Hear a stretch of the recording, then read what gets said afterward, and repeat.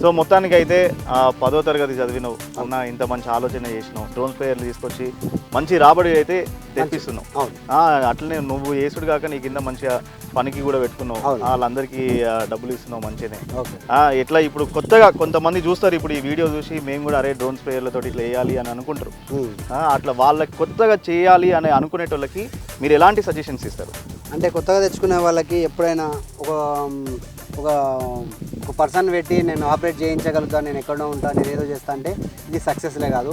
మాన్యువల్గా లైవ్లో ఉండి ఆపరేట్ చేయించుకునే వాళ్ళకి మాత్రమే తీసుకోవడానికి ఈజీగా ఉంటుంది. ఏదో నేను హైదరాబాద్లో జాబ్ చేస్తున్నాను, అక్కడ నుంచి వదిలేసి ఇక్కడ 3 మినిట్స్కి 500 వస్తున్నాయని చెప్పేసి తీసుకుంటే సక్సెస్ కాదు. మాన్యువల్గా ఉండి ఇక్కడ ఉండి తను అంతా తాను పని చేసుకుంటే మాత్రమే సెటిల్ అవుతుంది. నాకు ఈ 4 మెయింటైన్ చేయడానికంటే మంది గారు, మా బామ్మర్ది, మా తమ్ముళ్ళు, 2 తమ్ముళ్ళు, ఒక బామ్మర్ది ఉన్నారు కాబట్టి మా వరకు మాదే అనుకొని చేస్తున్నారు కాబట్టి నేను దీంట్లో సక్సెస్లో ఉన్నాను. ఇది వాళ్ళు ఏదో జీతం ఇస్తుంది కదా, నేను చేస్తున్నాను, డ్యూటీ చేస్తున్నానంటే సక్సెస్ కాదు. అట్లా లాస్ అయిన వాళ్ళు ఎక్కువ ఉన్నారు.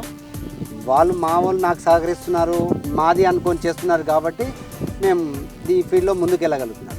సో చూసిరు కదా, మొత్తానికైతే అన్న 10వ తరగతి చదివినా కూడా మంచి ఆలోచన చేసి ఇప్పుడు ఇంతమందికి పని కల్పించుడు కాక మంచి రాబడి తెప్పించుకుంటుండు. ఎవరైతే కొత్తగా డ్రోన్ స్ప్రేయర్లతోటి మేము కూడా రాబడి తెచ్చుకోవాలి, మంచి సంపాదించుకోవాలి అనుకునేటోళ్ళు, మేమేదో మా దగ్గర డబ్బులు ఉన్నాయి కదా, మేము ఒక 4-5 డ్రోన్లు కొనేస్తాము, వాళ్ళకి ఇచ్చేస్తాము, మేము మా పని చేసుకుంటాము అనుకుంటే కుదరదు. ఎందుకంటే అన్న అంత క్లారిటీగా చెప్పిండు. తన దగ్గర బంధువులనే పనికి పెట్టుకొని వాళ్ళతోటే డ్రోన్ ఆపరేట్ చేయించుకుంటూ తన దగ్గరుండి మొత్తం చూసుకుంటుండు కాబట్టి ఆ రాబడి వస్తుంది, బయట రెంట్లకి ఇస్తుంది.